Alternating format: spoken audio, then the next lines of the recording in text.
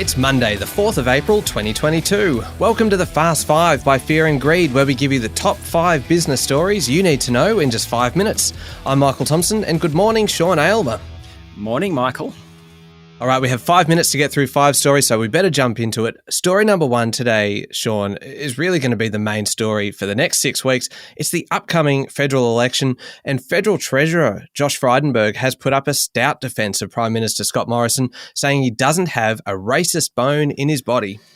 Yes, Michael, all this comes after Michael Towks said Mr Morrison racially vilified him during a pre-selection battle for the seat of Cook in New South Wales 15 years ago. Cook, of course, is the Prime Minister's federal seat based in Sydney South, and Mr Morrison was running against Mr Towk. I just think this issue about character is going to bite Mr Morrison continually in the run-up to the election. We've seen last week racism claims as well as bullying claims. There's also been all the text messages, the one from Coalition leader Barnaby Joyce and purportedly former New South Wales Premier Gladys Berejiklian over the past couple of years. We had French President Emmanuel Macron saying that Mr Morrison had lied to him.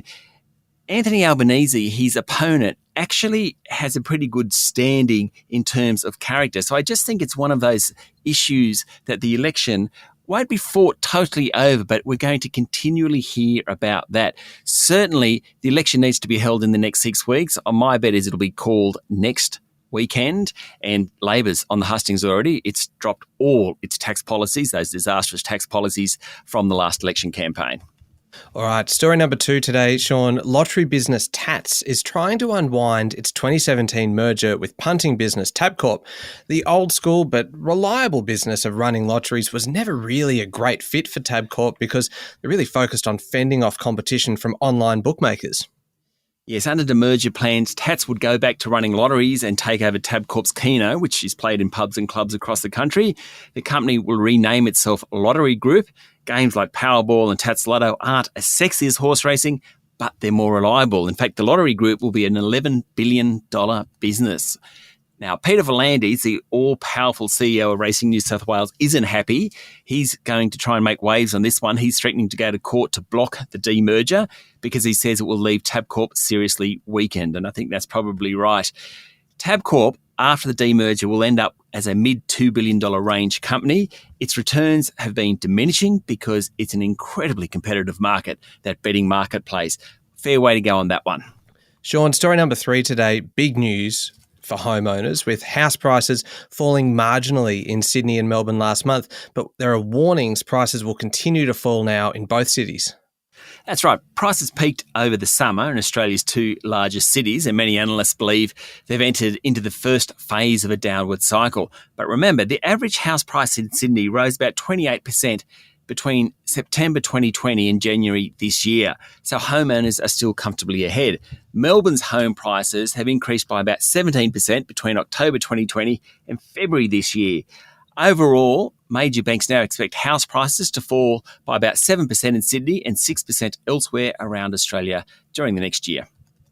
Okay, story number 4, Sean. I know you are a very big Sex and the City fan, so you'll be pleased to know that Sarah Jessica Parker, the show's star, has partnered with ASX-listed Australian Vintage to launch a low-alcohol wine in Australia. Yes, firstly, I will actually take offence saying I was a big fan. I wasn't, but I'll tell you the story. Look, the Financial Review is reporting that the New York-based actress, best known for her role as Carrie Bradshaw in Sex and the City, will be the face of low-alcohol Sauvignon Blanc, Rosé, Red Blend and Prosecco. Now, those vintages will have 7% alcohol, about half the normal amount, and under 100 calories a glass. Ms. Jessica Parker joins a growing list of celebs backing wines. Of course, we've got Ricky Ponting wines, we've got Jonathan Hawkins, Session Tequila, and of course, my favourite, Snoop Dogg's collaboration with Treasury Wine Estates. Okay, last story number 5 today, Sean, and it is all about Tesla. The electric vehicle maker just keeps on delivering new cars. Phenomenal company. Notwithstanding global supply challenges and logistics issues, the group delivered just over 310,000 new vehicles in the first 3 months of the year. That's up 70% on a year earlier. General Motors and Toyota both dropped between 15 and 20%. That's more typical. Tesla's share price is now 10 times what it was at the beginning of the pandemic. Wow, what a company. Yeah, it's pretty extraordinary, isn't it? All right, that's it. The top 5 business stories in 5 minutes. Thank you, Sean. Thank you, Michael. It's Monday, the 4th of April, 2022. Remember to hit follow on the podcast. And if 5 minutes isn't enough, if you want a little bit more information, a bit more detail, and some interviews and things, you can find our longer daily show called Fear and Greed on your podcast platform. I'm Michael Thompson, and that was the Fast Five by Fear and Greed. Have a great day.